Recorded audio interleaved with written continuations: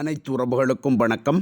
நாம் இன்றைய வீடியோவில் பார்க்க இருப்பது விக்ரமுடைய நடிப்பிலே வெளிவந்திருக்கின்ற வீரதீர சூரன் திரைப்படமானது உலகளவில் 6வது நாளில் எவ்வளவு தொகையினை வசூல் செய்திருக்கின்றது என்பது தொடர்பாகவும், அதை போன்று 6 நாளும் சேர்த்தவாறு ஒட்டுமொத்தமாக ஒவ்வொரு பகுதிகளிலும் எவ்வளவு தொகையினை வசூல் செய்திருக்கின்றது என்பது தொடர்பாகவும், மற்றும் இந்த திரைப்படமானது தோல்வியிலிருந்து விலகிக் கொள்ள வேண்டுமாயின் இன்னும் எவ்வளவு தொகையினை வசூல் செய்ய வேண்டிய ஒரு கட்டாயத்தில் காணப்பட்டது என்பது தொடர்பாகவும் நாம் முழுமையாக பார்க்கக்கூடியதாக காணப்படும்.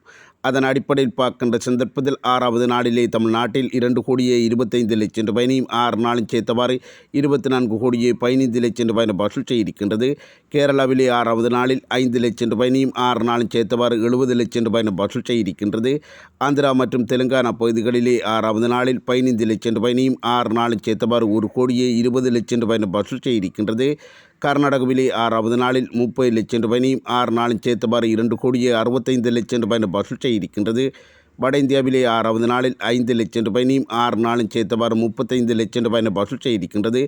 இந்திய அளவில் 6வது நாளில் 2,80,00,000 ரூபாயினையும் 6 நாளும் சேர்த்தவாறு 29,15,00,000 ரூபாயினை வசூல் செய்திருக்கின்றது.